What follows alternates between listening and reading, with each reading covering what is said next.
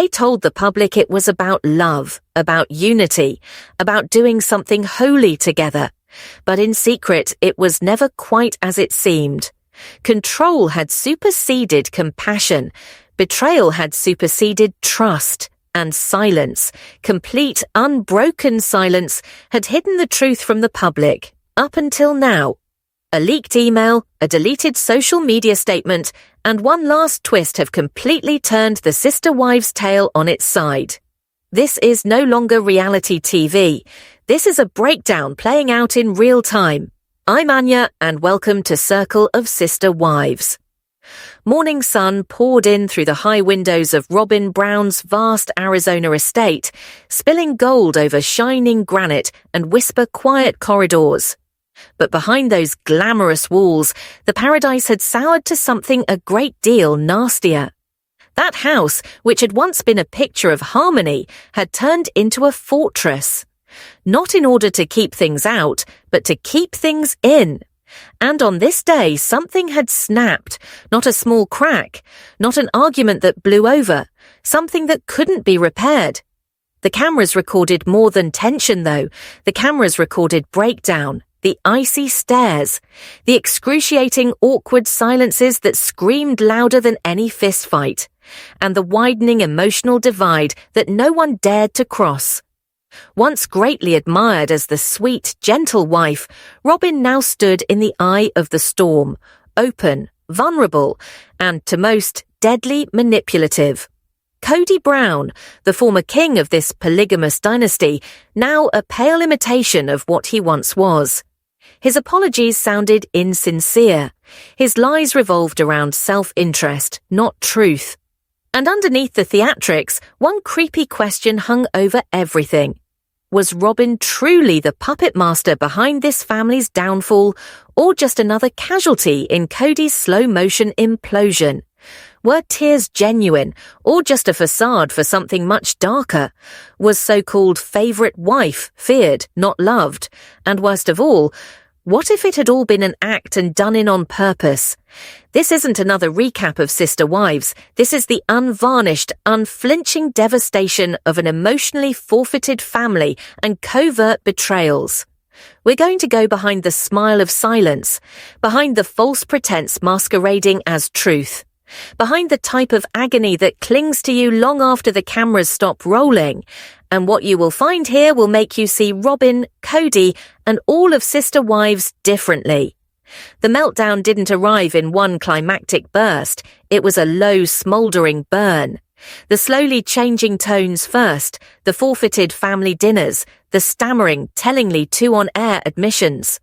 What began as ripples grew into waves, and before anyone realized it, the whole tapestry of the Brown family was fraying.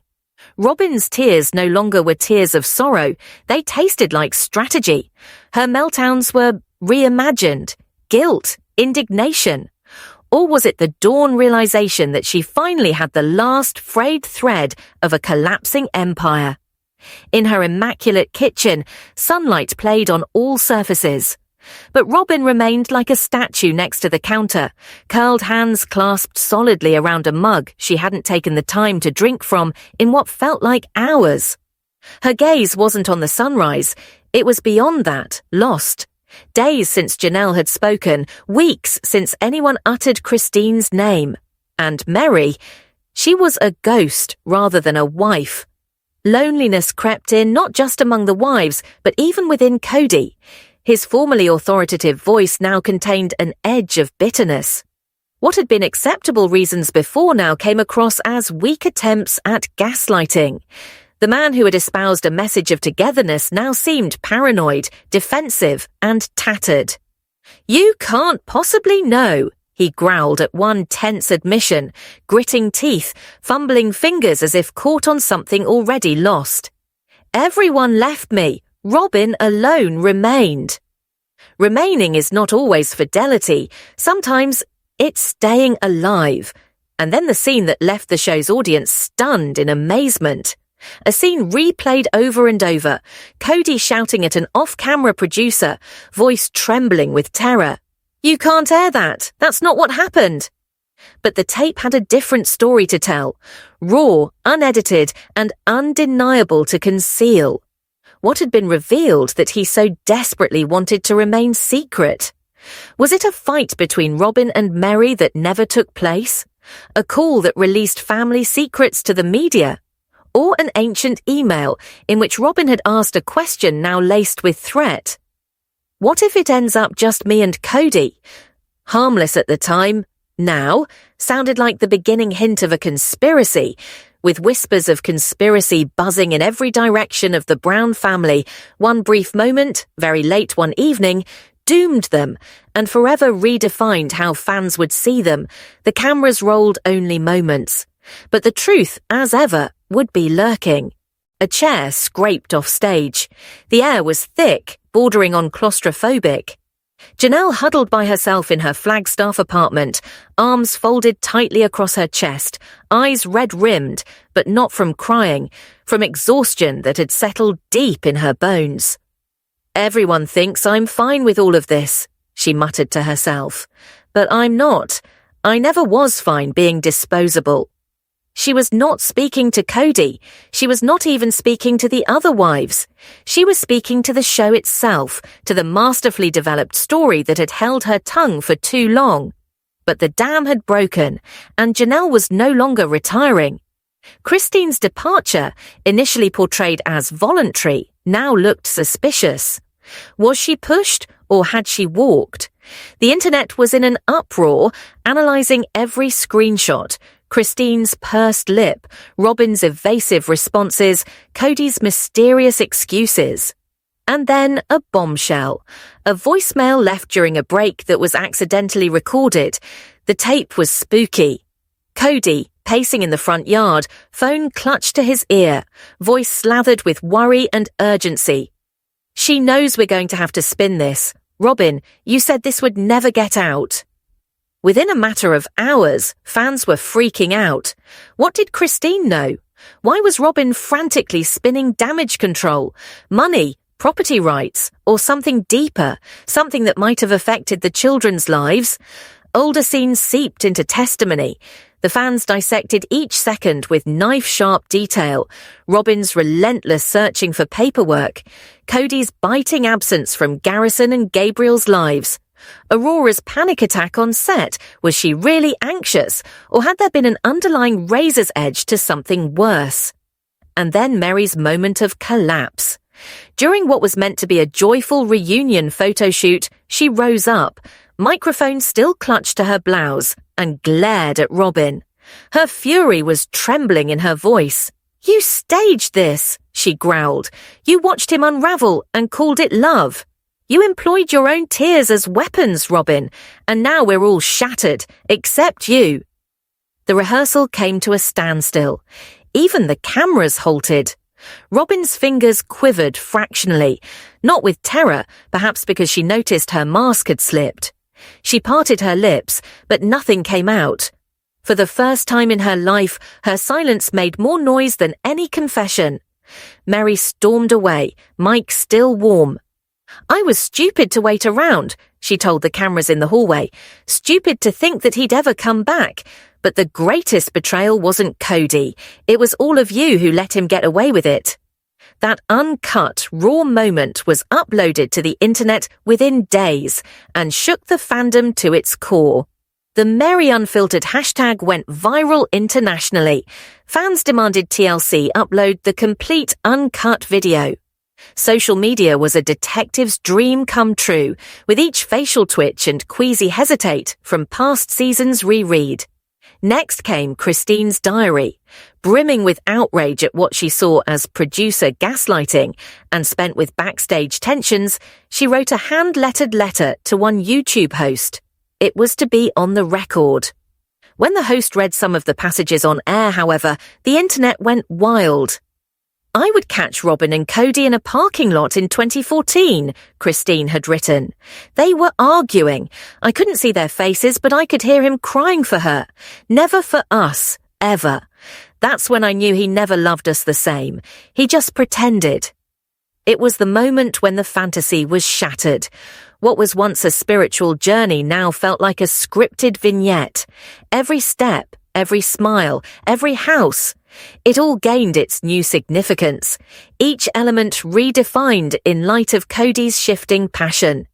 And last but not least, Janelle's final crack. During a live Q&A session, a fan bluntly asked her, "Do you think Robin wreaked havoc on your marriage too?" Usually pretty guarded, Janelle hesitated, then nodded. For the first time, no. But after Vegas, after all the relocating, everything shifted. She started keeping Cody isolated from the rest of us. She demonized us because we weren't submissive. That word, submissive, landed with impact. This was no equal marriage. This was a pyramid. And Robin, intentionally or unintentionally, had ascended to the throne. TLC hurried to mend the damage with statements in defense of family privacy and of journalistic integrity. But too late. The curtain had been pulled back, and everyone was turning their heads away no more. Fans replayed videos of Cody berating Christine, Robin's perfectly timed tears, Mary standing by herself as the other wives rejoiced. And somewhere in between the on-set leaked video, the diary confession, and raw arguments, something became impossible to ignore. This wasn't just a family breaking down. It was a dynasty crumbling on the world stage. Even the most peripheral of fans could now witness it. The emotional imbalance oozing through every scene, every episode. And then, finally, Cody spoke up. He live-streamed on Instagram, and rather than the well-coiffed man of which fans were accustomed, he wore disheveled hair. His eyes were bloodshot, due to insufficient sleep or late-nighters, one could not tell. Leaned forward against the camera, he was muttering under his breath. "You have no idea what happened backstage. You just hear the cut. We battled through the mayhem." And then came the line that created everything. "We were never supposed to be the same. All of that was a lie we made believe." Social media lost its mind. Comment sections went ballistic. Memes had his quotes in bold letters everywhere on TikTok. Influencers started recreating old happy family moments. Now, though, the replays came with undertones of bias, manipulation, and abandonment. For a moment, Robin was quiet. When she did come back onto a podcast, she was different. No sobbing, no wide-eyed, innocent naivety. Calm and calculating, she swore, "I did try to love all of them, but I am not going to apologize for loving Cody the way in which he was needed to be loved. And if that makes me the bad guy, then fine." It was almost a confession, as close as she had ever come, that she'd played the game of emotions. Christine did not let this slide. On her own livestream, her favorite armchair, fiancé David sitting beside her, she laughed, cold and bitter. "Robin says that she loved us. That's rich. You don't love someone by messing around with the past. You don't wipe out hurt so that you can stay comfortable." This was not soap operatic reality TV. This was reality. And caught in the middle were the children. Robin's children, Aurora and Dayton, were drawn into the battle. A mysterious text message from Dayton proclaiming that the truth must come out, wiped away too quickly, but not before being captured in a screenshot by fans. The question burned deeper. What was the blind spot of the camera? What truth was too dangerous to share? Behind the scenes, there was also a blow from the storm to TLC itself. Executives were reportedly holding emergency meetings. The ratings were rising, but trust with the public was crumbling. And then came rumors. Some insider, perhaps someone on the crew, was about to spill a tell-all. Rumors went around of off-mic confessions, hidden recordings, and manipulation of storylines far beyond creative editing. Janelle, usually the voice of reason, had posted one mysterious photo. Caption, "Silence isn't always peace." Within minutes, Christine answered with 3 red hearts. Thumbs up from Mary within seconds. Cody and Robin, Zippo. And then the memo. A leaked TLC production memo on Reddit. Real, it was called. It laid out story crafting rules for the family. Robin sympathetic, Christine confrontational, Mary tragic but cold. Janelle, the brooding rebel. It was validation of what viewers suspected all along. The women weren't equals on television, they were characters. Roles given to keep the drama mill rolling. There was outrage instantly. TikTok influencers began lining up leaked memo scribbles with previous episodes, showing how perfectly the emotional arcs fit. Christine dropped her bomb, a stark, unedited YouTube video, no music, no effects, anything, her and a couch. For years, she gasped, becoming choked up. I begged them to let us reveal the world who we are, not the fights, not the tension, but they didn't. They needed a villain. And I played it for a while, but I'm done. The video hit 3 million views within a day. Cody fired back with a dark, grainy selfie in his car. We signed up for all of this, he snapped. Don't play victim now. You cashed those checks just like I did. It was adding gasoline to the fire. The replies came in, checks don't add up to betrayal, good old victim blaming. Robin's silence is louder than your tantrums. And then, as if out of the shadows of the past, Leon Brown appeared on Instagram. Theirs was a raw, unedited message which could not be ignored. None of us got to choose the story. It was chosen for us. Some escaped, some became the story. That was one lone post which ultimately snapped the thread. The on-screen and off-screen existence of the Browns started disintegrating in real time. But nothing could have prepared anyone for what followed. One night, seemingly out of the blue, a cryptic sound file appeared on YouTube. No description, no title, just one post. And in a few minutes, it went viral like insane. It spread like wildfire on X and Reddit within hours. The voice on the audio of the conversation was unmistakably Cody's. Enraged, outraged, poisonous. He had been speaking with a friend, apparently oblivious to the fact that he was being recorded. They're all just bitter, he growled. Christine wanted out, fine, but now she acts the victim. Janelle checked out years ago, and Mary, well, we both know she stayed for the fame. Robin, she's the only one who never betrayed me. That sentence set the internet on fire. Hashtags, New Cody Masked and Team Christine were trending within hours. TikTok was a storm of speculating who leaked the tape. Some were sure it had to have been one of Cody's adult children. Janelle didn't waste any time responding. Her video crashed in like a sledgehammer. Myopic and icy, she stared straight into the camera. Let's talk bitterness, she said. Let's talk raising our children under lockdown while the cameras cruised by and you lived in another home. Let's talk loyalty. I gave you decades and you gave me alibis. And then Robin came on. Live straight, no tears this time, only furious anger. I attempted to keep my mouth closed, she told us. I attempted to guard our family's honor. But come on, none of us is a saint. So don't you go blaming me for organizing it. I lost a family too. That last sentence, I lost a family too, came like a thunderbolt. For the first time, some viewers speculated that Robin hadn't been the favorite manipulator after all, but another victim. And then came the gut punch from corporate. TLC issued a terse, diplomatically phrased statement. We are thinking about whether to rethink Sister Wives' future. Our top priority is everyone's security and safety. It wasn't renewal, nor was it cancellation. It was a freeze, a tight grip that had spoken more in what was not said than anything that the network might have written in a press release. Then, the wives launched their own individual lives online. Christine's cookbook gets 3 times more subscribers. Janelle starts this podcast and unfiltered, unproduced, where there were no producers and no filters. Mary starts talking about therapy publicly for the first time, now taking back her voice. And Cody vanished. His last Instagram story, a black screen with one rugged sentence. Sometimes silence is the only defense, but silence did not shield him this time.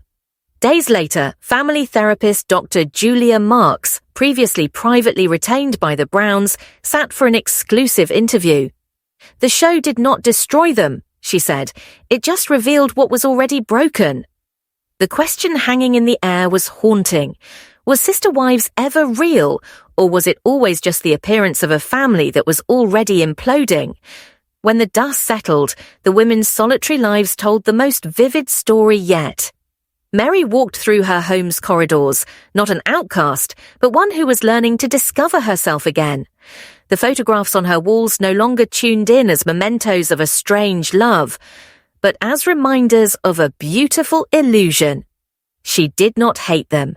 She did not even begrudge them, but she would no longer live in fantasy. Christine stood in her front yard and watched the wind sweep across the area of ground where her children once played. She had wanted Sunday afternoons and shared birthdays. What she discovered was a shattered tribe orbiting around a man who confused submission with love. She had escaped, but in dreams, still the breaking of broken chains. Janelle sat silently, surrounded by solitude and grief. Losing Garrison wasn't losing a son, it was losing one of the only constants that ever stayed the same in her life. Flipping through an old scrapbook, she said to herself, "How did we even get here?" It wasn't Cody alone that she was mourning, it was the myth. And Robin? She stayed. She clung to the dying dream of a united family, as rumours circulated, DMs accumulated, and every word she'd ever spoken on the tell-all was dissected. Her role had switched, herself becoming the alleged mastermind of the breakup. And Cody Brown, the once immovable patriarch, now roamed in public like a ghost. A man who had once lorded over a dynasty was now its last shadow. For ultimately, the true tale wasn't one of polygamy, it was one of how a dream can perish, slowly, quietly, and in full view of millions. In the ruins of the empire that he worked on, and privately, obsessively took apart, Cody roamed. An empire came undone thread by thread, applicant by applicant, with nothing to leave behind but ash. But the last word, not quite yet. And then the off-the-record bombshell, an internal memo never meant to reach public ears. An unnamed TLC producer warned executives, "We've made a monster, one we can't control. The Brown family is detonating and no one can look away. What do you do when the narrative becomes too true for reality television?" The internet blew up. Was Cody being quietly replaced? Was Mary secretly penning a tell-all book? Was Christine already working on a spin-off show? And then, Janelle's midnight Instagram post, a black screen, one statement. It was never polygamy. It was always power. It was minutes later removed. But not before screen caps had been taken by the fans and social media set into a frenzy. Subreddits were privatized, comment threads were sealed. TLC's YouTube removed an entire playlist of initial episodes quietly. Something was brewing. Then came the shocker from TLC. A new limited series, Sister Wives, The Fallout. No casting news, no assurances, only a solitary, spine-chilling teaser.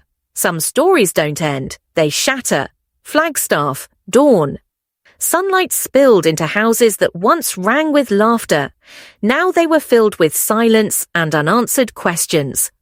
At her bed and breakfast, Mary stood at the window, watching the bleak horizon. Her phone buzzed. A text from Cody. "Hope you're okay, let's talk soon." She stared at it for what felt like forever, then closed her screen. No reply. On Coyote Pass, the breeze ruffled her hair as she went alone down to the wood stakes that marked the lots where they had promised to build. She took out a creased coffee-stained map from her coat pocket. Each square had been a promise to her kids. Now, just spectres. Garrison's death hit her like a tidal wave. She knelt, hand over heart, saying his name. Christine's life in Utah seemed flawless.